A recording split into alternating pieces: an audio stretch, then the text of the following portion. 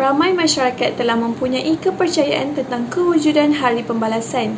Namun, tidak dinafikan bahawa masih terdapat kumpulan masyarakat yang belum dapat menerimanya ekoran daripada fahaman moden masa kini. Justru itu, adalah baiknya sekiranya kita memahami dahulu apakah yang dimaksudkan dengan Hari Pembalasan.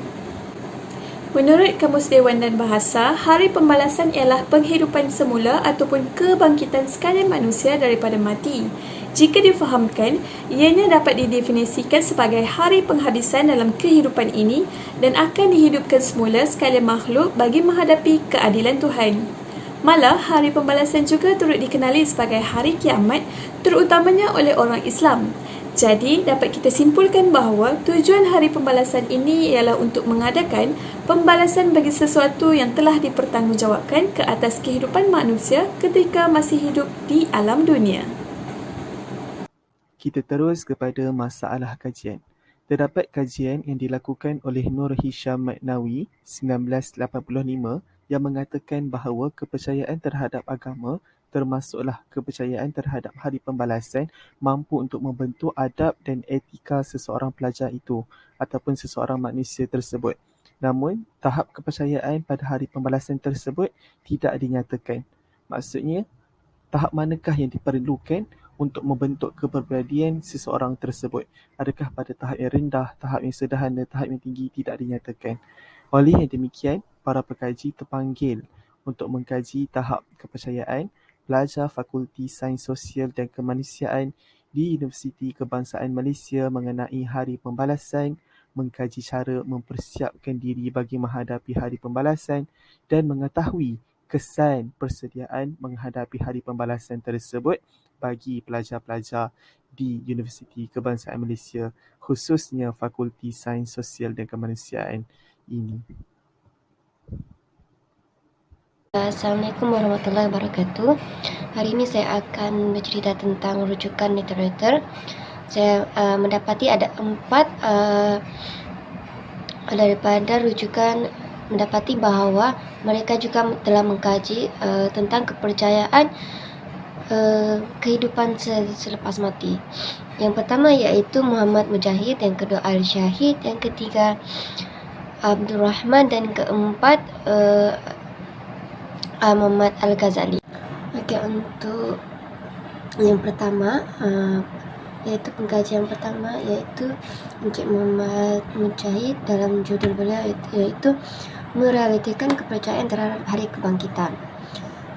Beliau telah membuktikan bahawa kepercayaan selepas mati ini wujud.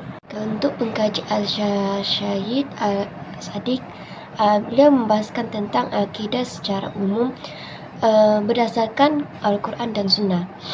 Beliau juga dalam buku beliau mengatakan bahawa dalil-dalil tersebut berbentuk saintifik dan sangat dan falsafah dalam perbahasan-bahasan yang memerlukan hujah-hujah tersebut.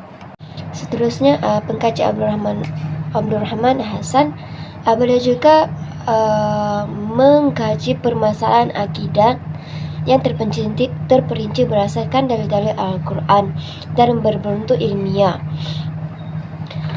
Dalam buku beliau iaitu berjudul Al-Aqidah Al-Islamiyah wa Usuha, mengatakan bahawa terbuktinya ramai masyarakat mempercayai hari pembalasan tersebut, termasuklah golongan yang bukan Islam, dan mereka mempercayai tetapi mereka tidak taat dengan perintah tersebut.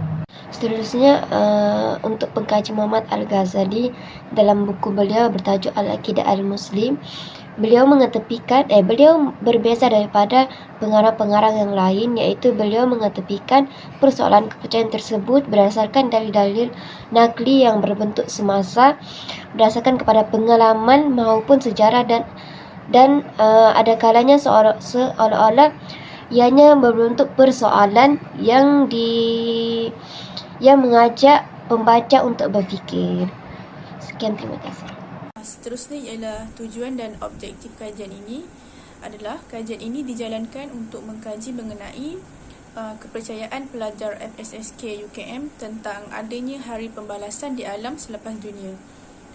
Objektif kajian secara terperincinya ialah ingin mencapai objektif yang berikut, iaitu yang pertama, mengkaji tahap kepercayaan pelajar FSSK tentang Hari Pembalasan di Alam Selepas Dunia. Objektif yang kedua, mengkaji cara mempersiapkan diri bagi menghadapi Hari Pembalasan. Dan objektif yang ketiga, mengetahui kesan persediaan menghadapi Hari Pembalasan di alam selepas dunia. Kaedah penyelidikan yang telah kami gunakan dalam kajian ini adalah dalam bentuk kuantitatif untuk memastikan objektif kajian dapat dicapai berdasarkan data yang sah dan juga boleh dipercayai. Dalam reka bentuk kajian, kami menggunakan pendekatan kuantitatif untuk menjalankan kajian ini menerusi edaran borang soal selidik secara atas talian. Selain itu, kami juga menggunakan kaedah kepustakaan untuk penganalisian dokumen seperti buku, jurnal, artikel dan sebagainya. Dan yang seterusnya, kami juga menggunakan laman sesawang internet untuk mendapatkan pelbagai maklumat dan sumber yang berkaitan. Untuk subjek kajian, kajian ini telah dijalankan dalam kalangan pelajar tahun 1 hingga tahun 4 dari Fakulti Sains Sosial dan Kemanusiaan di Universiti Kebangsaan Malaysia. Borang soal selidik ini atau lebih dikenali sebagai Google Form akan diedarkan secara dalam talian. Dan Google Form ini terbahagi kepada 4 bahagian, iaitu bahagian A yang berkaitan dengan demografi responden, bahagian B berkaitan dengan tahap kepercayaan pelajar FSSK tentang Hari Pembalasan di Alam Selepas Dunia, bahagian C berkaitan dengan cara mempersiapkan diri bagi menghadapi Hari Pembalasan, dan bahagian D adalah mengenai kesan persediaan menghadapi Hari Pembalasan di alam selepas dunia. Untuk bahagian hasil kajian, kami telah mengambil maklum balas daripada para pelajar Fakulti Sains Sosial dan Kemanusiaan berdasarkan objektif yang telah kami pilih. Jadi untuk objektif yang pertama ialah tahap kepercayaan pelajar FSSK tentang Hari Pembalasan di alam selepas dunia. Frekuensi dan peratusan yang diperoleh daripada hasil kajian menunjukkan bahawa majoriti ramai pelajar yang mempercayai bahawa terdapat Hari Pembalasan di alam selepas dunia. Hasil kajian menunjukkan bahawa sebanyak 90.2% pelajar percaya dan 7.8% tidak percaya tentang adanya kehidupan selepas mati. Jadi ini menunjukkan bahawa terdapat sebahagian kecil daripada pelajar tersebut yang berpendapat bahawa tiada definisi kehidupan selepas mati. Seterusnya, peratusan pelajar percaya tentang adanya pembalasan bagi perbuatan ketika di dunia selepas mati mencatatkan sebanyak 100%. Ini menunjukkan bahawa pelajar menyedari akan setiap perbuatan pasti akan ada pembalasan di dunia selepas mati. Selain itu, sebanyak 76.5% pelajar takut untuk menghadapi hari kematian dan 23.5% tidak takut akan kematian. Ini menunjukkan bahawa terdapat perbezaan tahap persediaan pelajar untuk menanti Hari Pembalasan di alam selepas dunia. Hasil kajian juga menunjukkan sebanyak 98.05% pelajar percaya bahawa Tuhan berkuasa dalam menghidupkan makhluk yang telah mati. Ini menunjukkan kepercayaan bahawa setiap manusia yang mati akan dihidupkan semula untuk menerima pembalasan di atas setiap perbuatan mereka. Keseluruhan daripada pelajar ini yakin bahawa dunia ini hanya sementara. Ini jelas menunjukkan bahawa mereka percaya setiap manusia yang hidup pasti akan merasakan kematian. Objektif yang kedua adalah cara mempersiapkan diri bagi menghadapi Hari Pembalasan. Data dari kajian yang diperoleh menunjukkan pelajar banyak membuat persiapan diri untuk menghadapi Hari Pembalasan. Hasil kajian menunjukkan bahawa sebanyak 94.1% pelajar akan mempertingkatkan kualiti dan kuantiti ibadat. Persiapan ini merupakan salah satu perbuatan yang baik untuk menjamin diri dalam menghadapi Hari Pembalasan. Seterusnya, sebanyak 98% pelajar akan banyak melakukan amal kebaikan untuk menghadapi Hari Pembalasan. Amal kebaikan yang dilakukan akan memberi peluang untuk menambah pahala dan mengelakkan diri dari penyesaan semasa Hari Pembalasan. Hasil kajian ini juga menunjukkan sebanyak 86.3% pelajar akan kerap mengunjungi rumah ibadat dan sebanyak 13.7% pelajar masih ragu-ragu untuk melakukan perbuatan tersebut. Mengunjungi rumah ibadat merupakan tempat untuk menuntut ilmu dan memperbanyakkan amal ibadat untuk persiapan menghadapi hari pembalasan kelak. Peratusan pelajar yang akan menjauhi apa yang ditegah dalam agama direkodkan sebanyak 94.1% dan 5.9% yang lain mungkin tidak yakin dan tidak mampu untuk melakukan perkara tersebut. Perbuatan menjauhi diri dari perkara yang ditegah dalam agama memerlukan dorongan dan usaha yang berterusan kerana setiap manusia terkadang leka dalam melakukan kesalahan. Seterusnya, sebanyak 54.9% pelajar akan kerap menziarahi perkuburan bagi mengambil pengajaran kehidupan dan 41.2% pelajar berkemungkinan dan selebihnya iaitu 3.9% tidak akan melakukan perbuatan tersebut. Menziarahi perkuburan dapat memberi refleksi diri kepada manusia untuk memperbanyakkan persiapan diri bagi menghadapi hari kematian. Seterusnya, kita akan pergi kepada hasil kajian yang lain iaitu kesan persediaan menghadapi hari pembalasan di alam selepas dunia. Hasil daripada dapatan kajian yang telah diperoleh menunjukkan bahawa sebanyak 96.1% responden menunjukkan bahawa mereka berasa sangat yakin bahawa akan adanya ganjaran syurga selepas mati. Manakala sebanyak 2% responden pula menyatakan bahawa mereka berasa kurang yakin akan adanya ganjaran syurga selepas mati. Jumlah responden yang selebihnya menyatakan bahawa mereka tidak yakin tentang adanya ganjaran syurga selepas mati adalah sebanyak 2%. Selain itu, hasil kajian juga telah menunjukkan bahawa sebanyak 86.3% pelajar menyatakan bahawa mereka berasa akan lebih bersemangat untuk menambahkan lagi ilmu agama sebagai persediaan untuk menghadapi hari pembalasan. Manakala terdapat sebanyak 11.8% daripada pelajar responden pula menyatakan bahawa mereka mungkin akan bersemangat untuk menambahkan lagi pengetahuan agama mereka sebagai kesan bagi menghadapi hari pembalasan di alam selepas dunia. Manakala selebihnya pula terdapat sebanyak 1.9% yang menyatakan bahawa mereka berasa tidak bersemangat bagi menambahkan ilmu pengetahuan agama mereka.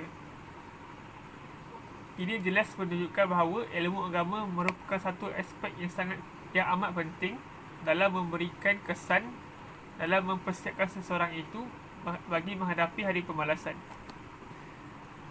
Di samping itu, hasil kajian juga mendapati bahawa terdapat sebanyak 94.1% daripada responden menyatakan bahawa mereka akan lebih taat terhadap tuntutan agama sebagai kesan persediaan bagi menghadapi hari pembalasan.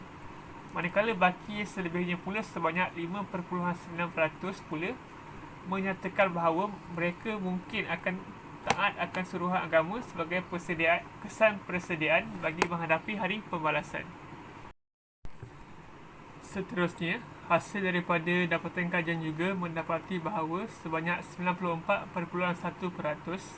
responden menyatakan bahawa mereka akan beribadat dengan lebih bersungguh-sungguh sebagai sebahagian daripada kesan persediaan bagi menghadapi hari pembalasan di alam selepas dunia.